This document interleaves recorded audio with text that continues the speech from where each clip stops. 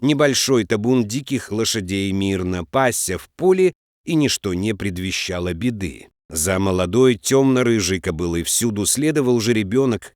Это был ее первый детеныш. Она чутко следила за ним, оберегала от хищников и других опасностей, но в один злополучный момент ненадолго упустила малыша из виду. Наступали сумерки, быстро темнело. Жеребенок отошел от матери к кустам, чтобы полакомиться особенно аппетитными листьями. Неожиданно прямо из кустов выскочил койот. В его светящихся желтых глазах читался голод и жестокость. За одним койотом тут же появился второй, третий, а вскоре их была уже целая стая. Обычно койоты остерегаются диких лошадей, но одинокий беззащитный жеребенок был для них легкой добычей. Быстро окружая его, звери пытались отрезать малышу путь к отступлению. Почуяв опасность, он жалобно заржал, подзывая маму, но хищники мигом бросились к нему.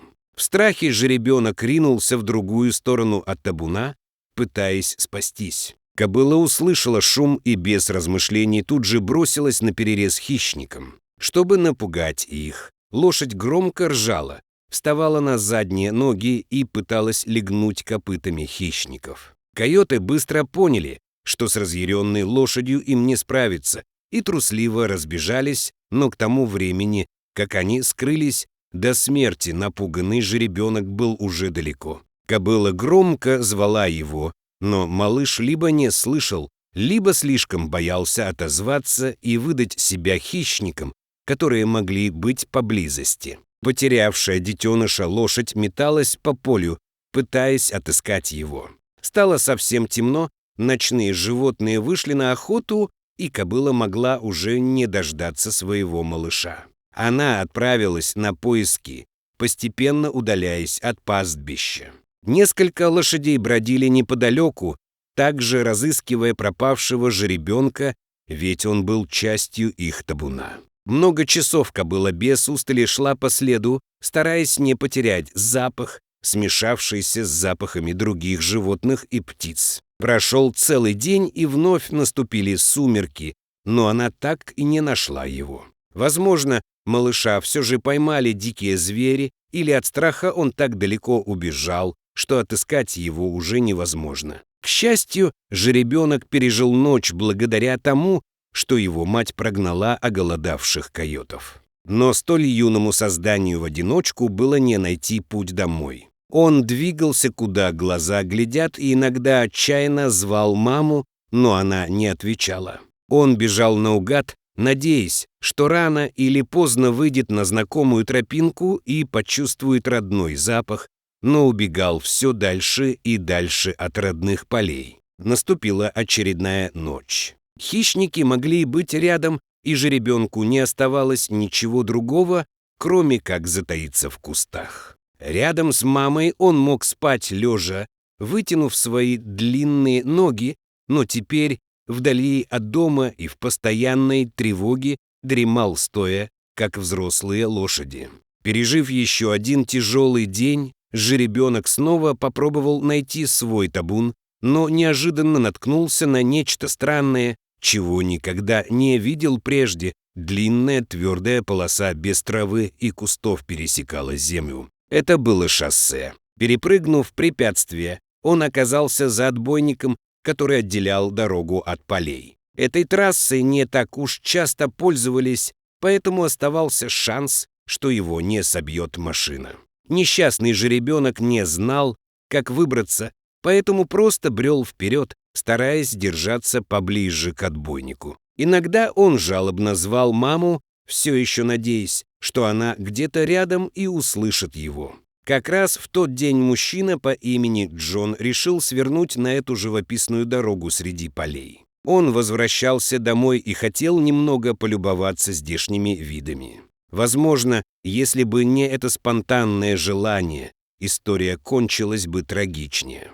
Еще издали он заметил небольшой силуэт, который быстро двигался, и он явно не принадлежал человеку. Поняв, что это какое-то животное, Джон сбавил скорость и подъехал ближе. Тут-то он и увидел жеребенка. Джон всегда любил животных и не мог просто проехать мимо, бросив малыша на произвол судьбы. Он понимал, что его может ненароком сбить зазевавшийся водитель. Мужчина остановил машину и вышел, медленно приближаясь, чтобы не напугать. Увидев чужака, жеребенок попятился, настороженно наблюдая за каждым его действием. Джон понимал, что завоевать доверие маленького дикаря будет очень непросто. Он начал озираться по сторонам и с беспокойством понял, что не видит поблизости взрослых лошадей. Выходит, жеребенок не просто каким-то чудом перелез через ограждение, но еще и потерялся.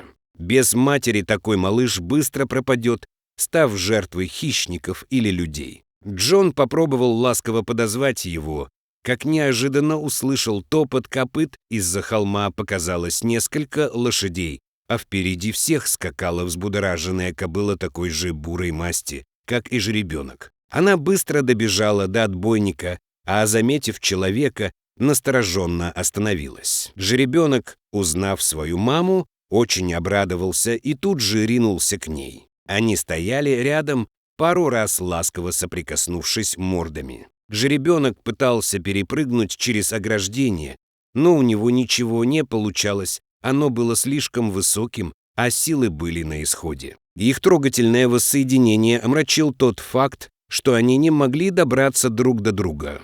Джон осознал, что ему придется помочь малышу вернуться к своим. Ситуация стала намного опаснее, ведь теперь мужчина был окружен взрослыми сильными животными, которые могли принять его за угрозу и напасть. А лягаются дикие лошади очень сильно.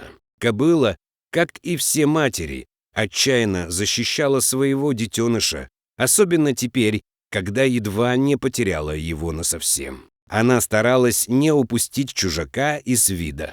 Будет нелегко дать ей понять, что у человека благие намерения. К тому же, даже если жеребенок не мог перепрыгнуть к ней, она-то вполне могла перескочить через ограду, и тогда Джону не сдобровать. Единственное, что его спасало, кобыла пока не знала, чего от него ждать, и потому лишь опасливо следила. Для нее было главным, что он не пытается навредить детенышу. Джон некоторое время растерянно наблюдал, как жеребенок и его мама просто ходят туда-сюда, разделенные отбойником, будто заключенные. От увиденного сжималось сердце, поэтому нужно было срочно что-нибудь придумать. У Джона не было ни специального снаряжения, ни идеи получше, поэтому он решил просто поймать и перетащить жеребенка через ограждение.